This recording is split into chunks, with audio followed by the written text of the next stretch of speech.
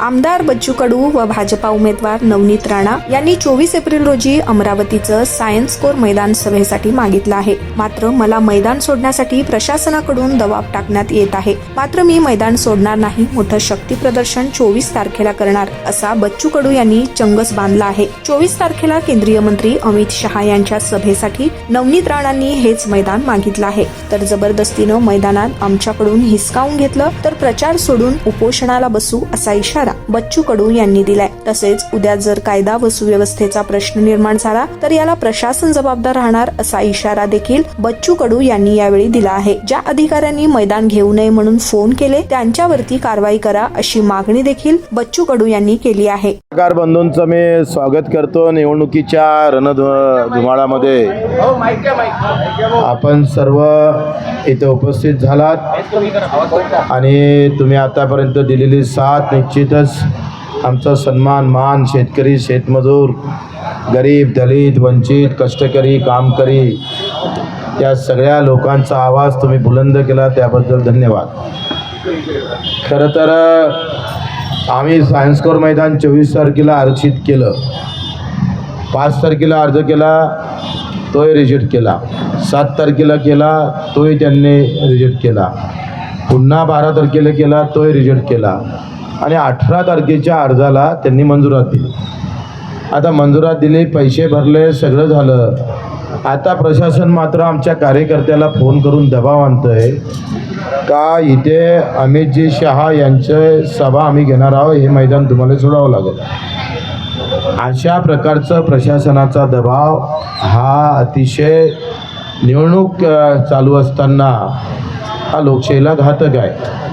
म्हणजे प्रशासनानं अशा प्रकारची फोन करून आम्हाला मैदान सोडण्याचं भाग पडत असेल तर ते चुकीचं आहे. त्याचा निषेध म्हणून हे सभा पत्रकार परिषद घेतली आहे. का प्रशासनानं अशा पद्धतीचे फोन का करावं, त्याच्यावर कारवाई करा अशा प्रकारचं पत्रसुद्धा आम्ही दिलेलं आहे. ज्या ज्या अधिकाऱ्यांना फोन केले त्यांच्यावर कारवाईचं आम्ही पत्र दिलेलं आहे. मैदान आम्ही मारलेलं आहे, मैदान आरक्षित केलेलं आहे आणि ते आमच्या नावानं आरक्षित झालेलं आहे. मैदानच नाही तर प्रहारची सिट्टीसुद्धा खासदारकीसाठी आरक्षित झाली आहे. आता कोणी जर आम्हाला वरतून फोन घेऊन केले तर आम्ही ते रेकॉर्ड करन आणि व्हायरल करून टाकन. याच्यासाठी ही पत्रकार परिषद घेतलेली आहे आणि 24 तारखेचं आमचं शक्ती प्रदर्शन आहे, सभा आहे. आधी काही फोन प्रश्न विचारायचे आहे का सांगा. 24 तारखेला काय नियोजन असेल एकंदरीत? 24 तारखेला आमची सभा आणि रॅलीचं नियोजन आहे. आम्ही सभा घेऊन रॅली आम्ही काढणार आहोत आणि प्रहारच्या मागं किती शेतकरी, शेतमजूर आहे हे आम्ही दाखवणार आहोत आणि त्याचा व्यवस्थित आमचा प्लॅन झाला आहे. सकाळी 9 वाजतापासून तर रात्री 4 वाजेपर्यंत.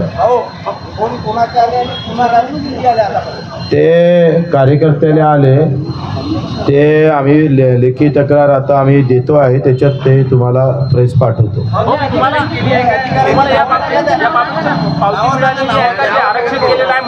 आरक्षित केल्याचे आम्ही पैसे भरले, पावती भेटली, परंतु दबावापोटी आता तिथं एक पेंडॉल टाकून ठेवलेला आहे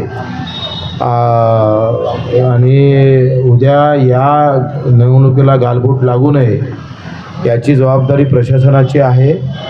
अशा प्रकारचं मुद्दामून भांडण करायचं, आरक्षित असलेलं मैदान शक्तीचा वापर करून अशा पद्धतीनं जर म्हणजे आम्हाला दबाव आणला तर त्याचे परिणाम चांगले होणार नाही. आम्ही म्हणतोय का निवडणूक शांततेत झाली पाहिजे, शांतता पूर्ण वातावरणात झाली पाहिजे.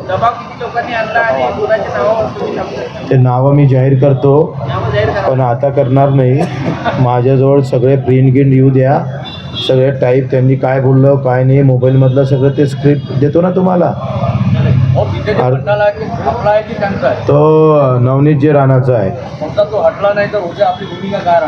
आम्ही 1 लाख लोक येणार आहोत. 1 लाख लोक कलेक्टर ऑफिस समोर जाऊन बसणार आहोत. प्रशासनाला हे माहिती असूनही प्रशासन अशा प्रकारे का वागतं? म्हणजे नाही, ते म्हणतात आम्हाला वरतून फोन आले. हो, गेल्या काही दिवसापूर्वी तुम्ही पत्र दिलं होतं निवडणूक आयोगाला, पोलीस आयुक्तांना आणि ग्रामीण SP ना किंवा निवडणुकीत केंद्र सरकारकडून आणि राज्य सरकारकडून दबाव आणण्यात येत आहे? मला एक पत्र दिलं ना, आशेगाव पुरुषांना मलाच पत्र देऊन दिलं का आपण कुठेही कायदा सुव्यवस्था होईल अशा प्रकारचं वाच्यता करू नये, असं बोलू नये. म्हणजे पोलीस यंत्रणा अशा पद्धतीनं वागत असेल तर चुकीचंच आहे. मला पण नोटीस दिली, झाले 4 दिवस, 17/4ला. म्हणजे नोटीस द्यायचं काही कारणच नाही आहे. SP काय घबरावतंय मला माहीत नाही. तो ठाणेदारनं तर मला डायरेक्ट नोटीस दिली. काय वाटतं? त्यांनी नोटीसमध्ये सत्ताधारी उमेदवार वगळून विरोधी उमेदवारांच्या सभेत परवानग्या रद्द करणे, सभा उधळून लावणे, उमेदवाराची तथा कार्यकर्त्यांच्या गाड्या अडविणे. आपण कोणाची गाडी अडवली नाही, मलाच नोटीस दिली. काँग्रेसवाल्याला नाही, भाजपावाल्याला नाही, स्वाभिमानवाल्याला नाही, वंचितवाल्यांना नाही. म्हणजे मुद्दामून कसं टार्गेट केलं जातं.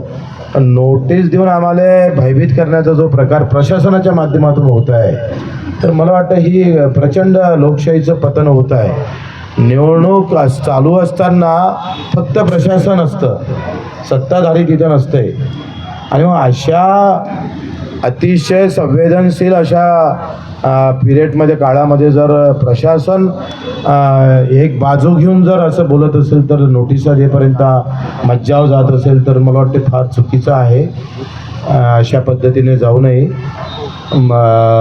या पद्धतीनं निवडणुकीत काळात जर प्रशासन असं वागतंय, एका पक्षाची बाजू घेतल्यासारखं, तर ते चुकीचं आहे.